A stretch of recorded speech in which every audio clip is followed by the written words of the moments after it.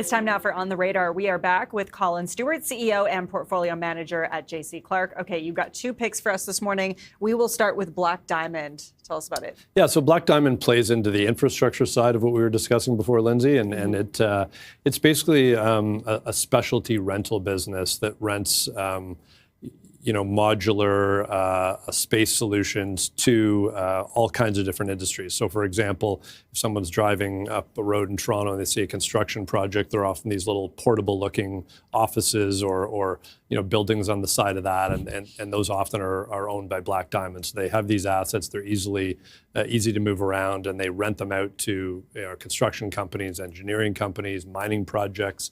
Even they provide portables for schools, for example. So that is one part of their business, and that's not just Canadian, it's North American. So this business is really benefiting from this push on infrastructure spending, the shortage of space in schools, and a lot of schools you drive by now have portables. And then they have another business called Workforce Solutions, which is more of a traditional sort of quote unquote camps business, as they used to be referred to. So these are larger camps that are developed by Black Diamond on mining sites in remote areas where workers on an oil and gas project or a mining project have nowhere to live because it's so remote, and they build a camp and they do the catering and all of that. So that business has not been as strong recently, but with all of these projects we talked about and new spend by the Canadian government on mining and trying to develop the north in Canada, even, we think that's going to be a big benefit to that portion of Black Diamond's business.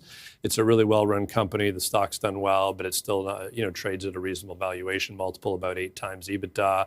And, we really like the management team. They own a lot of stock themselves. I think the, CEO owns about 7 or 8% of the company, and a number of the board members own shares. So there's, well over 20% of the company is owned by insiders, which is a sign, we like when we look for investments, and sort of feel like there's a good alignment of interest there. Interesting. Okay, we were talking just before the break about defense spending and some defense projects, and this next stock pick kind of fits right into all that. Yeah, exactly. So one of our favorite defense companies is called Magellan Aerospace. It's not that well known, but it's a Canadian business. It's been around a long time.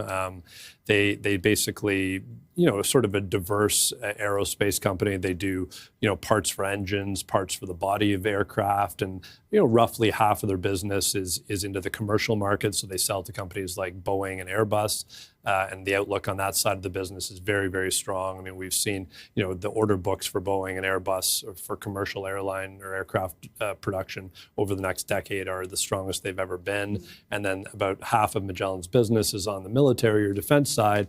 And, based on what we talked about earlier with NATO spending going up, there's a lot of expectation that militaries around the world, both in Europe, Canada, US, are going to increase spending on different defense programs. And Magellan is perfectly positioned to, they've got relationships with a lot of the different governments and militaries around the world, and they will be, providing, different parts and expertise and benefit from that spend. The stock has gone up, but it still trades at a huge discount to, what larger North American or US defense companies would trade at. It trades at only about a multiple of about 6.5 times enterprise value to EBITDA. Many of these U.S. Public aerospace defense companies trade at 10, 12, 15 times. So, part of that is tightly held. Murray Edwards, from oil and gas sort of fame in Canada, owns about 75, 80% of the business. So the float isn't huge, but, very strong balance sheet, good management team. And we think, over time, margins are poised to go up, and the company's revenue should grow because of,